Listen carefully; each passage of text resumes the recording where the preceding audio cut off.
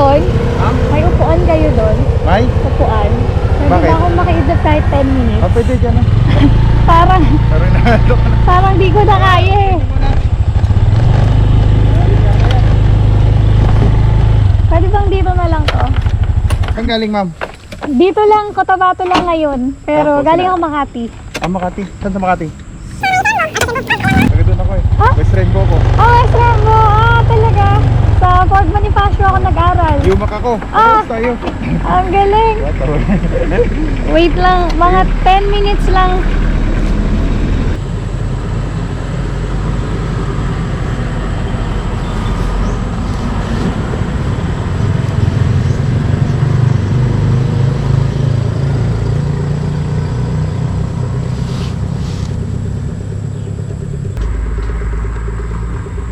Ano ba yan?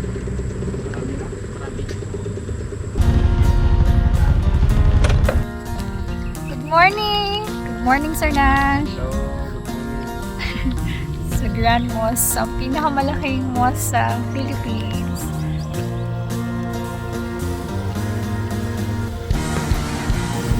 Toppings. Kuya, hi naman dyan. Rice topping. Hi. Hi. Bye-bye. Shukran. Shukran lang natutunan ko. Morning from Cotabato. Ay, nahulog ko yung gloves ko. Pangalawang pair ng gloves ko na tong nahuhulog ko. Baka pagbalik ko Manila, wala na akong gloves. Si Sir Nash, in fairness, kahit ADB, umiiwas sa lubak. Ayoko ng ADB sinusundan kasi hindi marunong umiwas sa lubak eh. Hindi nila nararamdaman. Shout out, Jeff! Hindi pa rin tayo naka-helmet. Mamaya, mag-helmet na tayo. Pagtabas ng Cotabato City.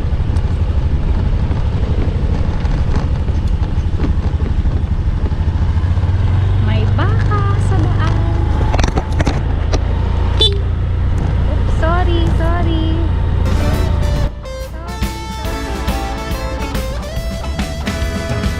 There was a time when I moved so slow. My feet didn't know where they should go. My song was sad and didn't have a beat. Morning! Something was wrong with Pero ang saya! the change when I'm not sure. Saya mong motor! The skies turned blue. Talagang wind in my face! Scared to be. I started moving. My soul was grooving. Suddenly I had happy feet. Oh yeah. Just me and you. Dancing I wanna ride, ride, ride. so long. Pero naantok ako kasi nga mag-aalas-alas na ako natulog sa gabi. Kasi dalawang oras lang tulog ko. So ngayon, yung antok ko, yung antok na naiiyak na ako. Yung parang magbaler ako. Ngayon dito, may mga nakikita ko na din yung pan. Pero di ko ito, okay lang.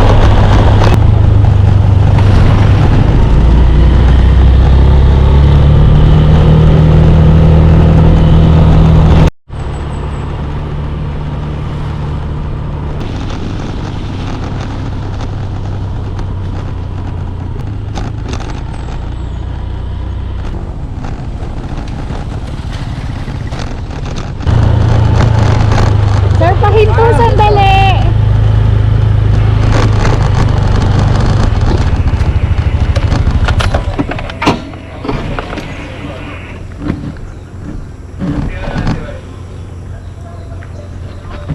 Mama, anong problema, ma'am?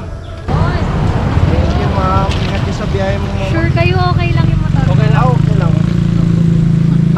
Parang kayo yung sure ha. Parang ako Ma'am, nano yung dito mo, ma'am? sa ano ata yan. Ang barko na yung nasakyan mo, ma'am. Wala ka First to? na. Ilang barge na? Dalawa pa lang ata o tatlo. Mula Bicol. Ilang araw ka na nagbiyahe mo? Di ko na alam. Pero siguro 2 weeks. No. Ito na talaga. Sana Nalubak pa rin ba doon? Magbagal na ba ako? Oh, medyo okay na yung namatanod lang. Salamat, bye-bye!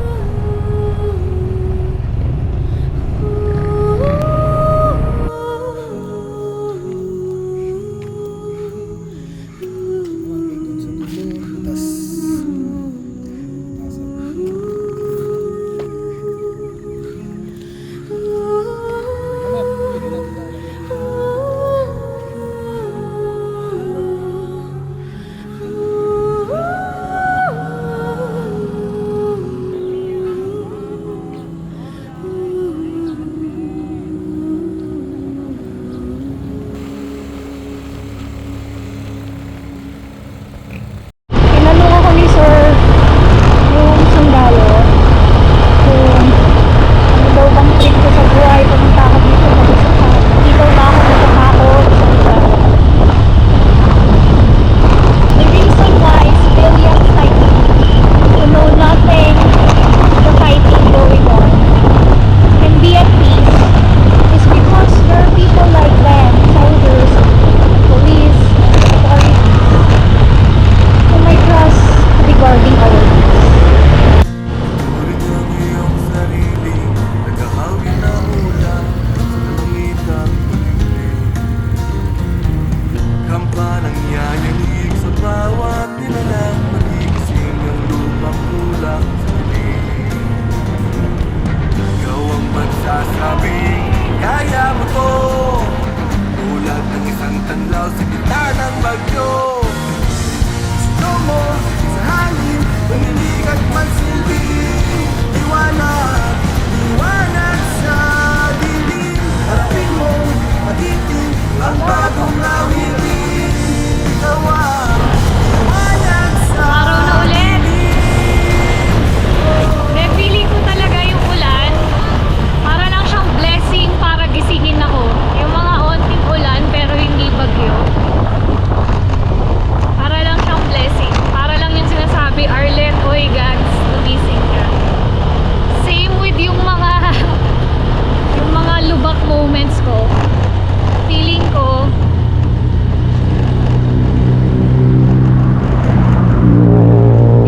pang-gising moment lang din siya. Kahit yung kapag mabusinahan ako, parang ginigising lang ako ng universe. At okay talaga ako. Tumatak ako. Sobrang dry ice natin nito. Hindi tayo nag-helmet. Pero maswerte na tayo kung dry ice lang meron tayo sa hindi pag-helmet.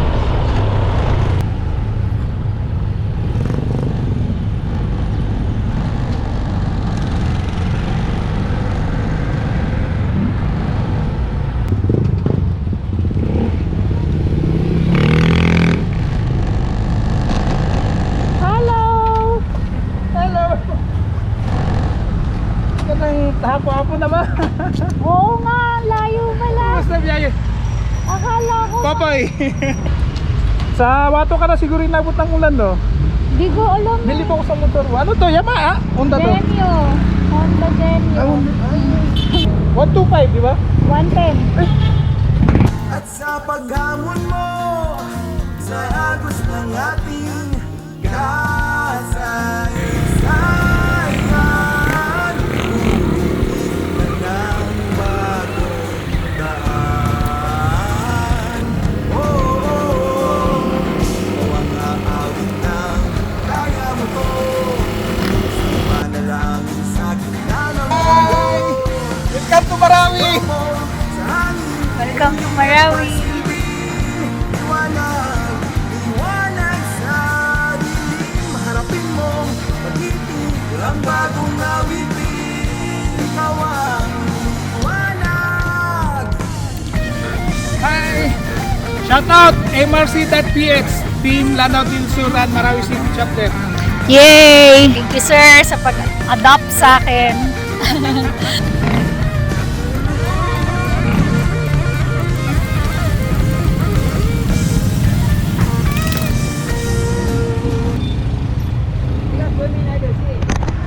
Traffic.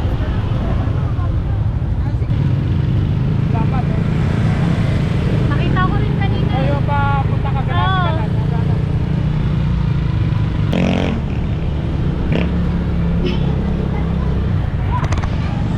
Grabe sila, Sir Boy. Sila Pico tsaka Saddam. Grabe. Pero at least may convoy tayo. Ang hirap. Pag dito ako, matagal ako. Hindi ako pa singit-singit.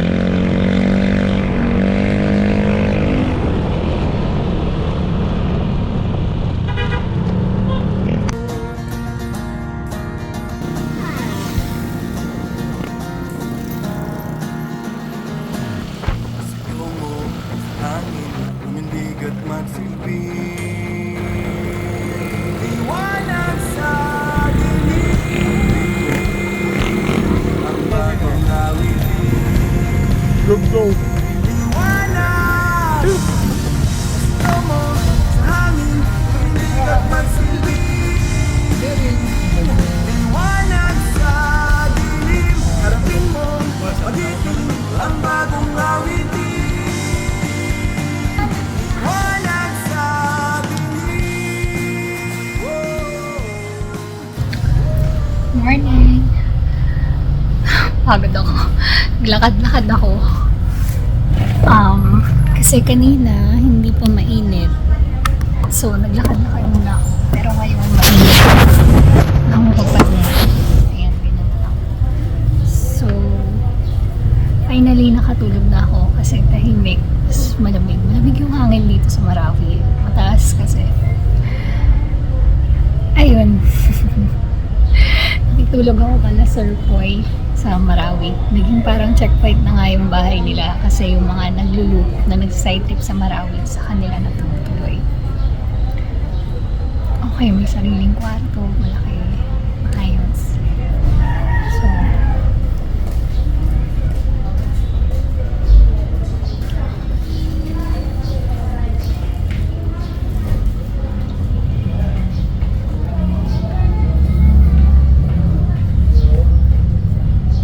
grabe, nakakahiya. Bisitang-bisita yung trato sa akin dito. Tinur ako around. Dinala ko ng ground zero dun sa may Marawi ruins after the siege. Tapos, 0 km Rizal Park sa Mindanao State University around Marawi. Oh, so ayun. After kasi nung Marawi siege, naging parang tourist spot na tong area. Pero noon, hindi siya pinupuntahan. So, pinuntahan lang siya after na nung siege. I think after visiting both Cotabato and Marawi, I can say na sobrang misguided yung opinion ko na lang. Ako na lang. Misguided yung opinion ko before this trip. Kasi yung place, sobrang lively and busy. Sentro na talaga. And there's so much to see, there's so much culture to see.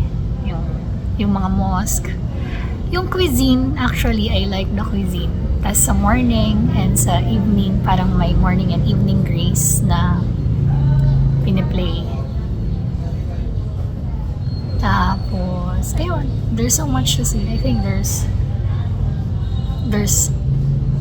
so much to see that's interesting. More than kung ano man yung mga generalizations na meron na. Naglakad-lakad pa nga ako kaninang morning eh. Mga 6 to 7, naglalakad-lakad ako.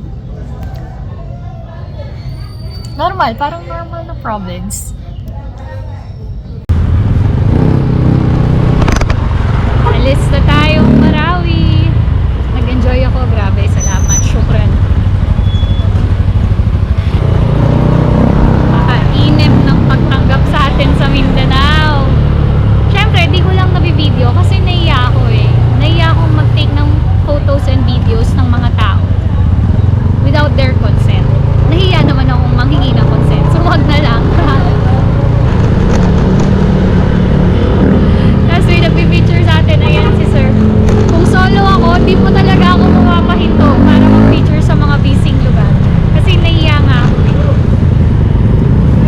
Ayun pala, so nag-long sleeves na ako kasi mga damit ko sleeveless eh, na scrub. Kasi wala namang babaeng naka-sleeveless dito. And medyo tatuan kasi akong tao. Kala ang ganito pero marami akong tattoo pag naka-sleeveless. So I wanted to follow din yung culture nila that I can follow. Yung kaya ko lang.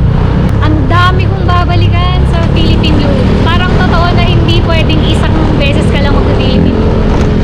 Kasi makikita mo ang dami mong mamimiss out eh. Tapos alam mo na kung ano yung babalikan mo.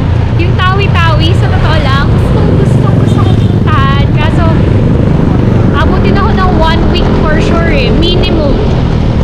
Eh, baka hindi ko na matapos. Sir! Okay, paalis na si Ma'am Marlette.